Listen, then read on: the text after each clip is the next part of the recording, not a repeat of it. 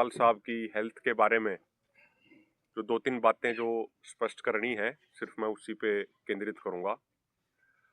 बहुत दिनों के बाद जो आज सरदार जगजीत सिंह डल्लेवाल जी का वेट मापा है, वो डिजिटल काटा लाके वो वेट मापा गया है।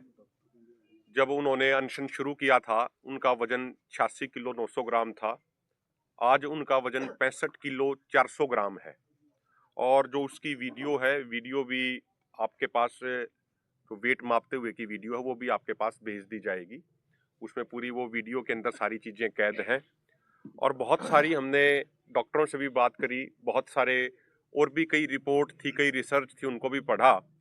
तो पूरी इंटरनेशनल लेवल पे 22 ऐसी रिसर्च हैं जो फास्टिंग और वेट लॉस को आपस में रिलेट करती हैं।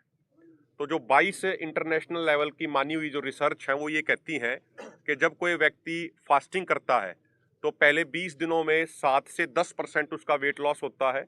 इसी रेशो के अंदर उसका वेट लॉस होता रहता है। तो अगर आप देखेंगे, सरदार जगजीत सिंह डल्लेवाल जी का जो वेट लॉस हुआ है, वो 86 किलो 900 ग्राम से घट के वो लगभग 66 किलो 400 ग्राम आ गया। यानी उनके टोटल बॉडी का 23.59% वेट लॉस हुआ है। तो जो वो इंटरनेशनल लेवल पे जितनी भी स्टडीज करी गई हैं, उन्हीं स्टडीज के अनुसार उनकी फास्टिंग के दौरान लगभग उसी परसेंटेज में उनका वेट लॉस हो रहा है। और दूसरी बात सबसे महत्वपूर्ण ये है, ये देख के बड़ा दुख होता है कि जो कल वकील साहब जो पेश हुए गवर्नमेंट की तरफ से, वो इस तरीके की बातें कर रहे हैं। वो कह रहे हैं कि जी उनकी हेल्थ अब सुधर रही है, उनकी हेल्थ इंप्रूव हो रही है।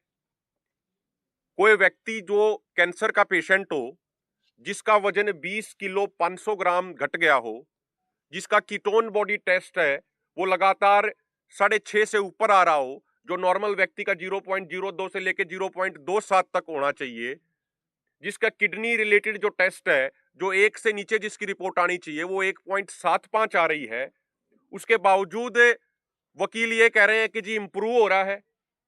अगर अनशन करने से, अगर किसी व्यक्ति को भूखा बैठने से अगर उसकी इंप्रूवमेंट आती है, तो फिर जिन लोगों को ये बड़ी बड़ी बीमारियां हो जाती हैं, उनके लिए ये हॉस्पिटल क्यों खोल रखे हैं?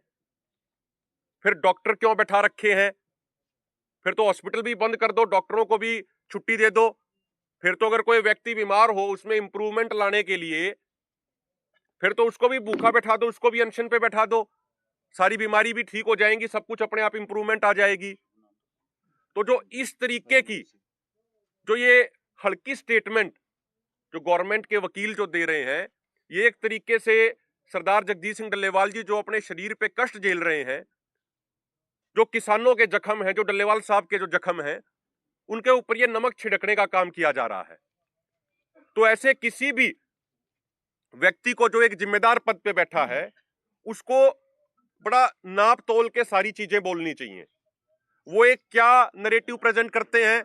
वो नरेटिव प्रेजेंट करते हैं कि भाई हीमोग्लोबिन ठीक ठाक है जी अभी, जबकि डॉक्टर साहब बैठे हैं, ये ज्यादा अच्छे से बता देंगे।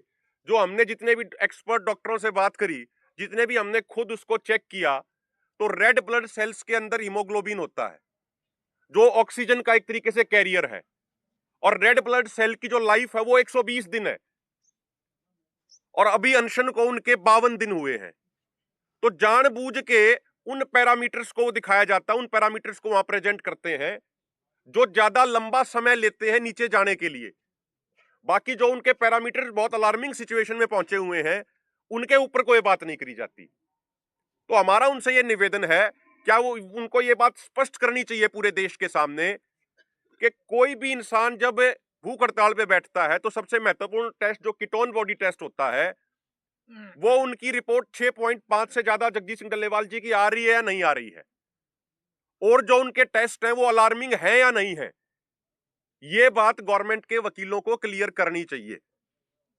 और इस तरीके की जो ये बयानबाजी होती है ना जी, सब ठीक है, इंप्रूवमेंट हो रही है, इन चीजों से उनको थोड़ा अवॉइड करना चाहिए। बाकी फैक्ट्स पे उनको बात कर लेनी चाहिए अगर उनको लगता है कि इंप्रूवमेंट हो रही है। और अंत में हम ये भी कहेंगे कि जो वकील साहब इस तरीके से कह रहे हैं कि जी अनशन पे बैठने से इंप्रूवमेंट हो रही है उनकी, तो फिर वकील साहब को भी अगर कोई थोड़ी बहुत उनको भी कोई समस्या हो, हल्की फुल्की कोई बीमारी हो, तो उनको भी अनशन पे बैठ लेना चाहिए, ताकि उनके अंदर भी वो इंप्रूवमेंट हो जाए, वो भी उनकी भी बीमारी सारी दूर हो जाए।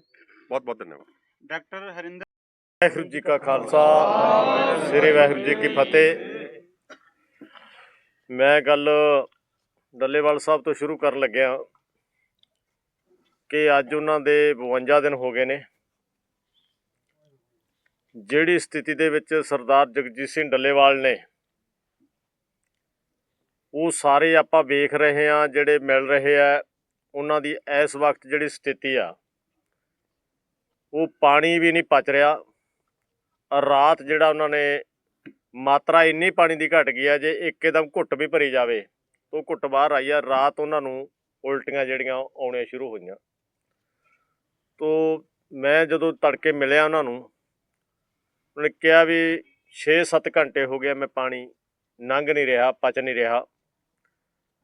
ਤਾਂ ਉਹ ਦੂਜੇ ਬਾਰੇ ਸਰਕਾਰ, ਪੰਜਾਬ ਸਰਕਾਰ ਕੀ ਕਰ ਰਹੀ ਹੈ, ਜਿਹੜੀ ਆਪਣੀਆਂ ਟੀਮਾਂ ਨੇ ਜਿਹੜੀਆਂ ਨੂੰ ਅਸੀਂ ਰੋਕਦੇ ਰਹੇ ਹਾਂ ਵੀ ਜਿਹੜੇ ਤੁਸੀਂ ਸੈਂਪਲ ਲੈਂਦੇ ਹੋ ਉਹਨਾਂ ਦੀਆਂ ਰਿਪੋਰਟਾਂ ਆਉਂਦੀਆਂ ਨੇ, ਉਹ ਰਿਪੋਰਟਾਂ ਨਾਲ ਦੀ ਨਾਲ ਜਨਤਕ ਕਰਿਆ ਕਰੋ। ਜਨਤਕ ਕਰਨ ਦਾ ਮਤਲਬ ਲੋਕਾਂ ਨੂੰ ਪਤਾ ਲੱਗੇ ਕਿ ਅੱਜ ਕੀ ਸਥਿਤੀ ਆ, ਕੱਲ੍ਹ ਕੀ ਆ, ਪਰਸੋਂ ਕੀ ਆ। ਇਹਨਾਂ ਨੇ ਸਿਰਫ ਆਪਦੀ ਨੌਕਰੀ ਬਚਾਉਣ, ਮੈਂ ਕਹੂੰ ਅਫਸਰਾਂ ਨੇ ਆਪਦੀ ਨੌਕਰੀ ਬਚਾਉਣ ਲਈ ਜੋ ਕੁਝ ਬੋਲਿਆ ਉਹ ਤੇ ਡਿਟੇਲ ਦੇ ਨਾਲ ਨੂੰ ਘਾਟ ਜੀ ਰੱਖ ਲੈਣਗੇ ਗੱਲ ਸਾਰੀ। ਤਾਂ ਉਹਦੇ ਵਿੱਚੋਂ ਜਿਹੜੀ ਮੈਂ ਇੱਕ ਨਾਲ ਜਿਹੜਾ ਆਪਾਂ ਅਸੀਂ ਕੱਲ੍ਹ 111 ਦਾ ਜਥਾ ਤੋਰਿਆ, ਇਹ 'ਤੇ ਬੜੇ ਸਵਾਲ ਉੱਠਦੇ ਨੇ ਬਈ ਡੱਲੇਵਾਲ ਸਾਹਿਬ ਮਰਨ ਤੇ ਬੈਠੇ ਨੇ, ਤੁਸੀਂ ਜਥਾ ਅੱਗੇ ਨੂੰ ਕਿਉਂ ਤੋਰਿਆ? ਅਸੀਂ ਇਸ ਗੱਲ 'ਚੋਂ ਤੋਰਿਆ, ਤੁਸੀਂ ਕਿਸੇ ਟਰਾਲੀ 'ਚ ਜਾਓ, ਕਿਸੇ ਤੰਬੂ 'ਚ ਜਾਓ, ਜਦੋਂ ਸਾਡੇ ਕਿਸਾਨ ਬੈਠਦੇ ਨੇ, ਕਿਸਾਨਾਂ ਦੇ ਜ਼ੁਬਾਨ 'ਤੇ ਇਹ ਸਵਾਲ ਹੈ ਬਈ ਡੱਲੇਵਾਲ ਸਾਹਿਬ ਆਪਣੇ ਲਈ ਤਾਂ ਮਰ ਰਿਹਾ, ਪੂਰੇ ਦੇਸ਼ ਦੇ ਕਿਸਾਨਾਂ ਲਈ MSP ਗਰੰਟੀ ਕਾਨੂੰਨ ਬਣਾਉਣ ਲਈ ਮਰ ਰਿਹਾ, ਪਰ ਆਪਾਂ ਡੱਲੇਵਾਲ ਲਈ ਕੀ ਕਰ ਰਹੇ ਹਾਂ? ਇਹ ਸਵਾਲ ਸੀ। ਅਸੀਂ ਡੱਲੇਵਾਲ ਸਾਹਿਬ ਲਈ ਕੀ ਕਰ ਰਹੇ ਹਾਂ? ਘੱਟੋ ਘੱਟ ਅਸੀਂ ਉਹਦੇ ਜਿਉਂਦੇ ਦੇ ਵਿੱਚ ਇਹ ਤਾਂ ਕਹੀਏ ਕਿ ਅਸੀਂ ਵੀ ਕੁਛ ਕੀਤਾ। ਤੇ ਜਿਹੇ ਜੀ ਸ਼ੰਭੂ ਘਟਨਾ ਵਾਪਰੀ, ਉਹਨੇ ਕਿਹਾ ਨਰਿੰਦਰ ਮੋਦੀ ਤਾਂ ਮੰਨਦਾ ਨਹੀਂ, ਡੱਲੇਵਾਲ ਸਾਹਿਬ ਰੋਜ਼ ਤਿਲ ਘਟ ਰਹੇ ਨੇ, ਡੱਲੇਵਾਲ ਸਾਹਿਬ ਮਰਨ ਕਿਨਾਰੇ ਨੇ। ਤਾਂ ਜਦੋਂ ਉਹ ਕਿਸਾਨ ਨੇ ਉਹ ਕਦਮ ਚੁੱਕਿਆ ਤਾਂ ਅਸੀਂ ਉਹ ਗੱਲ ਉੱਥੇ ਠੱਪ ਕੀਤੀ ਬਈ ਇਸ ਗੱਲ ਦਾ ਪ੍ਰਚਾਰ ਨਾ ਹੋਵੇ। ਸਾਡੇ ਖਨੌਰੀ ਬਾਰਡਰ 'ਤੇ ਸਾਰਿਆਂ ਦੇ ਮਨ ਉਦਾਸ ਨੇ। ਉਦਾਸ ਦੇ ਵਿੱਚੋਂ ਕੋਈ ਇਕੱਲਾ ਬੈਠਾ ਕੀ ਸੋਚਦਾ ਹੈ, ਉਹਨਾਂ ਦੇ ਵਿੱਚ ਜੋਸ਼ ਭਰਨ ਵਾਸਤੇ ਉਹ ਅਸੀਂ ਜਿਹੜਾ 111 ਦਾ ਜਥਾ ਕੱਲ੍ਹ ਤੋਰਿਆ। ਤਾਂ ਅਸੀਂ ਇੱਥੇ ਮਰਨ ਨਾਲੋਂ ਘੱਟੋ ਘੱਟ ਕੇਂਦਰ ਸਰਕਾਰ ਦੇ ਗਲ ਲਾ ਕੇ ਤਾਂ ਮਰ ਗਏ। ਉਹ ਜਿਹੜਾ ਅਸੀਂ 111 ਵਾਲਾ ਜਿਹੜਾ ਬਹੁਤ ਵਧੀਆ ਜ਼ਾਬਤੇ ਦੇ ਵਿੱਚ ਆਮ ਫੌਜੀ ਭਰਾਵਾਂ ਦਾ ਜ਼ਾਬਤਾ ਮੰਨਿਆ ਜਾਂਦਾ ਵੀ ਸਾਰਿਆਂ ਨਾਲ ਉਹਨਾਂ ਦਾ ਜ਼ਾਬਤਾ ਬਹੁਤ ਵਧੀਆ ਹੈ। ਕੱਲ੍ਹ ਮੈਂ ਪਹਿਲੀ ਵਾਰ ਸਾਡੇ ਉਹ ਕਿਸਾਨਾਂ ਦਾ ਸਿਰਫ ਇਕੱਲੀ ਲੌਸਮੈਂਟ ਕੀਤੀ ਸੀ। ਲੌਸਮੈਂਟ ਤੋਂ ਧੁਰ ਤੱਕ 3 ਕਿਲੋਮੀਟਰ ਦੇ ਇੱਕ ਜ਼ਾਬਤੇ ਦੇ ਵਿੱਚ ਇੱਕ ਵੀ ਕਿਸਾਨ ਅੱਗੇ ਨਹੀਂ ਗਿਆ। ਤਾਂ ਲੈਣਾ ਦੇ ਵਿੱਚ ਜਾ ਕੇ ਸਤਨਾਮ ਜਾਪ ਕਰਦੇ ਰਹੇ। ਤਾਂ ਉਦੋਂ ਪਹਿਲਾਂ ਮੇਰੀ ਜਿਹੜੀ DSP ਆਪਣਾ ਨਰਵਾਣਾ ਹਰਿਆਣੇ ਦੇ ਨਾਲ ਗੱਲ ਹੋਈ ਸੀ, ਉਦੋਂ ਇਹ ਲੱਗਦਾ ਸੀ ਵੀ ਤੁਸੀਂ ਹਰਿਆਣੇ ਦੀ ਧਰਤੀ ਤੋਂ ਟਰਾਲੀਆਂ ਪਿੱਛੇ ਹਟਾ ਲਓ ਤਾਂ ਉਸ 'ਤੇ ਤੁਹਾਡੀ ਗ੍ਰਿਫਤਾਰੀ ਹੋ ਸਕਦੀ ਹੈ, ਨਹੀਂ ਫਿਰ ਸਾਨੂੰ ਉਹ ਕੁਛ ਕਰਨਾ ਪੈਣਾ। ਉਹਦਾ ਕਹਿਣ ਦਾ ਮਤਲਬ ਜਿਹੜਾ 13 ਨੂੰ ਹੋਇਆ, 14 ਨੂੰ ਹੋਇਆ, 18 ਨੂੰ, 21 ਨੂੰ ਹੋਇਆ, ਤਾਂ ਇਹ ਕੁਛ ਸਾਨੂੰ ਕਰਨਾ ਪੈਣਾ। ਪਰ ਜਦੋਂ ਅਸੀਂ ਸ਼ਾਂਤਮਈ ਗਏ ਹਾਂ ਤਾਂ ਉਹਨਾਂ ਨੇ ਜਦੋਂ ਸਾਡੇ ਚਿਹਰੇ ਪਛਾਣੇ ਤਾਂ ਮੈਂ ਉਹ ਧੰਨਵਾਦ ਵੀ ਕਰਦਾ। ਉਹ ਸਰਕਾਰ ਪਿੱਛੇ ਹਟੀ, ਪ੍ਰਸ਼ਾਸਨ ਪਿੱਛੇ ਹਟਿਆ। ਜਿਹੜੇ ਬਾਰਡਰ ਤੋਂ ਸਾਡੇ ਖਿਲਾਫ ਗੋਲੇ ਆਉਂਦੇ ਹੁੰਦੇ ਸੀ, ਜਿਹੜੇ ਬਾਰਡਰ ਤੋਂ ਪਾਣੀ ਦੀਆਂ ਪਛਾੜਾਂ ਆਈਆਂ, ਜਿਹੜੇ ਤੋਂ ਸਾਡਾ ਸ਼ੁਭਕਰਨ ਸ਼ਹੀਦ ਹੋਇਆ ਗੋਲੀ ਆਈ ਹੈ, ਅੱਜ ਉਸ ਬਾਰਡਰ ਤੋਂ ਸਾਡੇ ਕੋਲੇ ਡਾਕਟਰਾਂ ਦੀ ਟੀਮ ਆਈ ਹੈ। ਇਹ ਸਾਡੀ ਪ੍ਰਾਪਤੀ ਹੈ। ਤਾਂ ਅੱਗੇ ਗੱਲਬਾਤ ਆਪਣੀ ਜਿਹੜੀ ਰਿਪੋਰਟ ਹੈ ਜਿਹੜੀ ਉਹਦੇ ਬਾਰੇ। ਪੱਤਰਕਾਰ ਸਾਥੀਓ, ਜਿਹੜੇ 111 ਮਰਨ ਵਰਤੇ